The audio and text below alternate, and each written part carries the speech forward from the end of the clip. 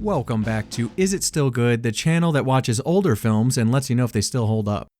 Today, we're going to get into a animated classic, Princess Mononoke. but first, let's try to sell a book. And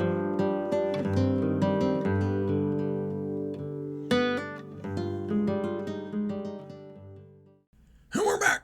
Okay, hopefully we sold a book or two, and by the way, thank you guys for going into your local bookstores and asking them if they have a Joe Allen book. I do appreciate it. I have been noticing a rise in sales lately. I don't know if that's from you guys or just randomly, but whoever's buying books, thank you very much. Okay, Princess Mononoke.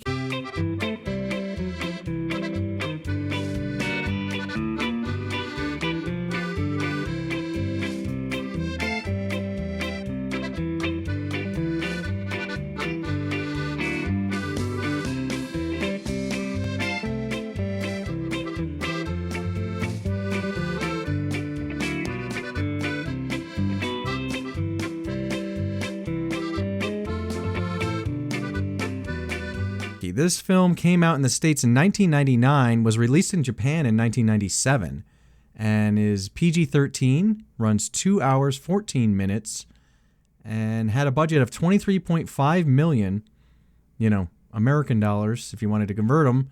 And if you convert everything over in the box office, they made about $169.7 million. Huge hit. I think it was the highest grossing film in Japan of that year. Written and directed by Hayao Miyazaki. I don't know if I'm saying his first name right, but Miyazaki.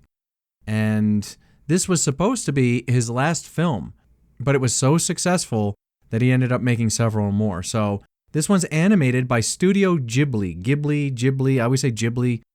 Correct me in the comments if I'm saying it wrong, but we know this studio for, amazing films such as like Spirited Away, Paprika, a lot of movies, Howl's Moving Castle. Out of all the Studio Ghibli films that I've seen, Princess Monogamy is the one with the most straightforward story, and it's still pretty weird, so let's get into it. Just right off the rip, I'm just going to say I absolutely love this movie. I've always loved this movie. The idea is to see if it was still as good as when, the last time I saw it.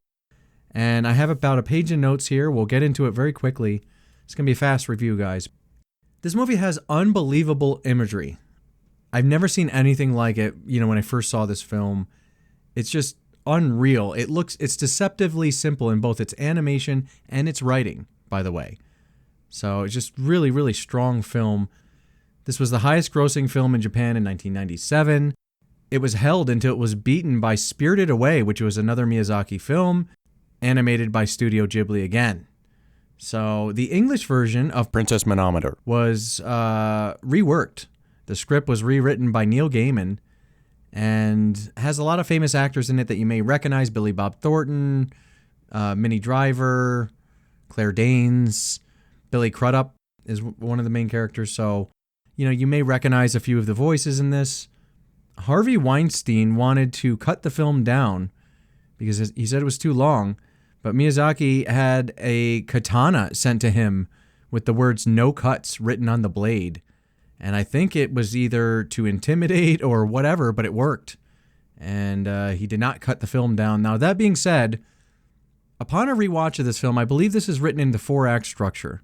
Kind of like Batman Begins, where you have 3 corners of opposition and then your protagonist, right?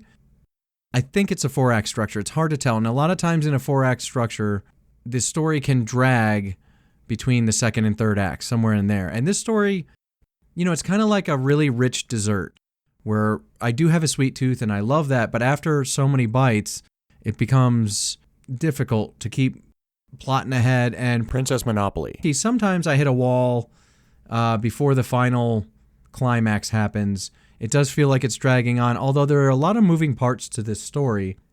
And, initially I felt that it was a little bit too long when I was there. Now, when I get to the end, I don't feel that way at all. So although it does feel a little bit long, when you do get to the end, it kind of all makes sense. And it's really my fault for having a poor attention span. It has nothing to do with the movie. It's not the film's fault that it's longer. It really does need to touch base with all these moving parts. So I don't know. It's me. It's not the movie. But it does feel like a longer film at 2 hours and 14 minutes.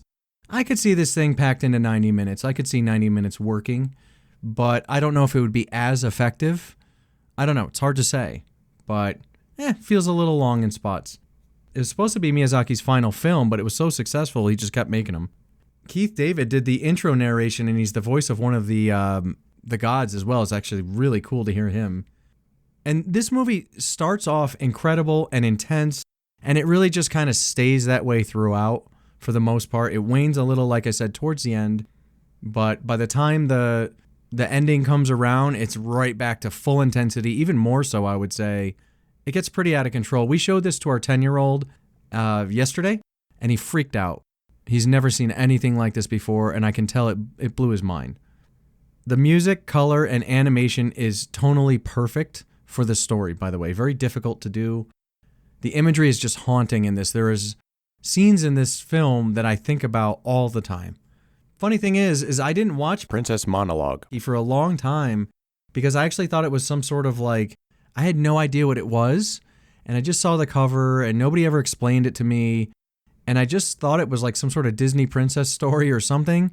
I didn't know. I judged the book by its cover, and man, do I feel dumb because it turned into one of my favorite films ever with some really strong messages and tones that I morally get behind, you know? It's a lot more violent than you would expect, too.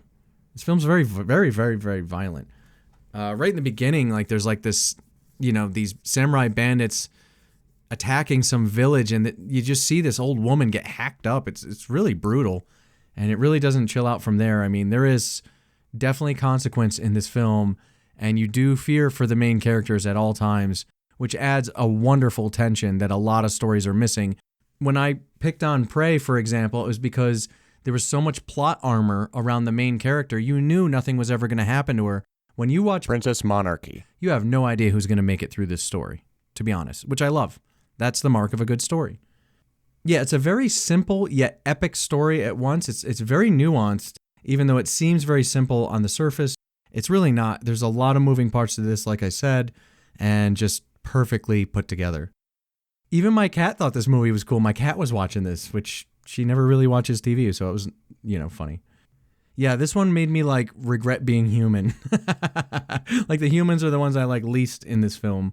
Pretty funny. No one's safety is guaranteed, like I said. I'm just reading off my notes here. Sick action and incredibly intense for real.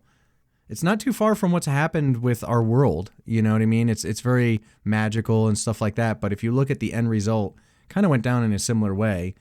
I believe everybody should see this movie at least once. It is tragic. It is beautiful. It makes me reflect on my own mortality. It is so, so, so strong.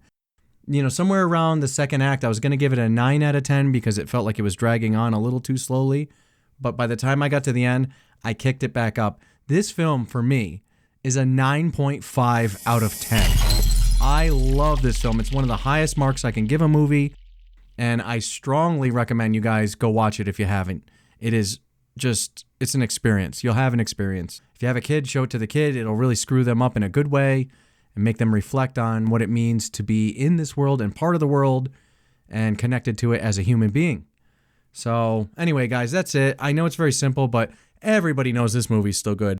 I just had to cover it because it's the first animated film for this channel. I did review Akira, but I took that down. I'm going to redo that one fairly soon. But yeah, guys, Princess Monomania. He is 1,000% good. Go ahead and watch it. You will not regret it. And that's it for me. So keep reading, keep watching awesome movies, and I will see you next time on Is It Still Good?